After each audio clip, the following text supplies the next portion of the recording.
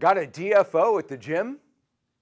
Hi, I'm Dr. Jonathon Sullivan with the Barbell Prescription, and DFO is a highly technical medical term for done fell out. When you're faced with a person who has DFO'd, there are some important steps to follow. First, you want to make sure whether or not the person is responsive. Tim, are you okay? Tim's not responding. Tim's not responding. What should we do now, nurse? Maybe we should call for help. Someone call 911, doctor. Call 911. Oh, look, we have our street address posted right here by the necessary rooms, so anybody can call for help. So now you've called 911. What should we do next, nurse?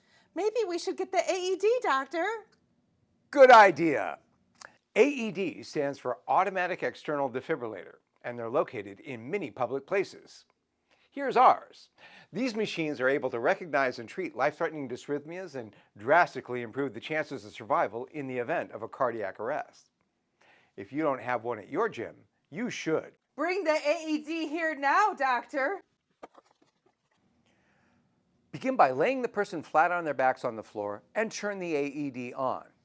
It will literally tell you exactly what to do. Begin by removing all clothing from the patient's chest. Look carefully at the pictures on the white adhesive pads. Peel one pad from the yellow plastic liner. The AED will walk you through how to place the pads on the person. Make sure they are firmly attached to the skin. Look carefully at the pictures on the white adhesive pads. Place pad exactly as shown in the picture. Press firmly to patient's bare skin. The AED will then analyze if the person has a shockable rhythm. It's important you do not touch the person while the AED is analyzing.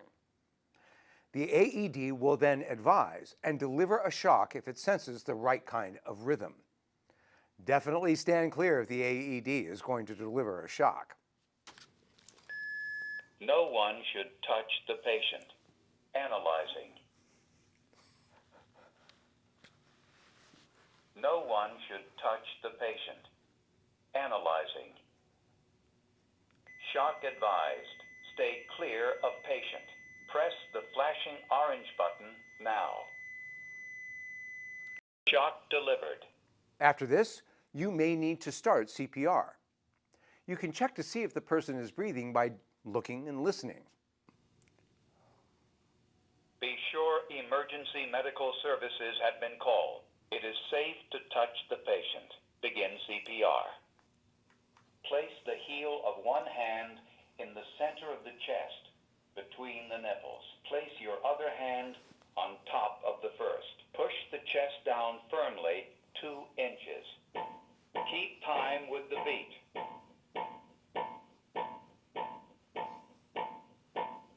Tilt head and give 2 full breaths.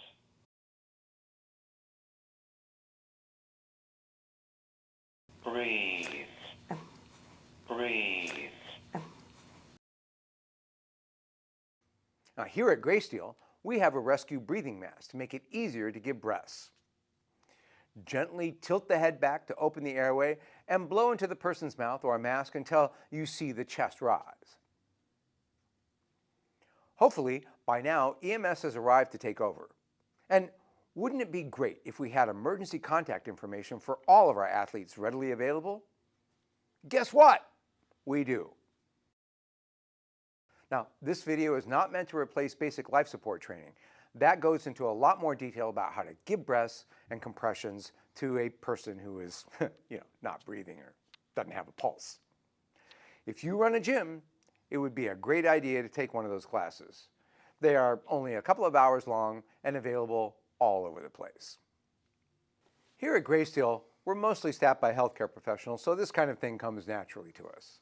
But if you own a gym, you owe it to yourself and to your clients to have this kind of equipment and training available, because you never know when somebody's going to DFO. Might be you. Thanks for watching.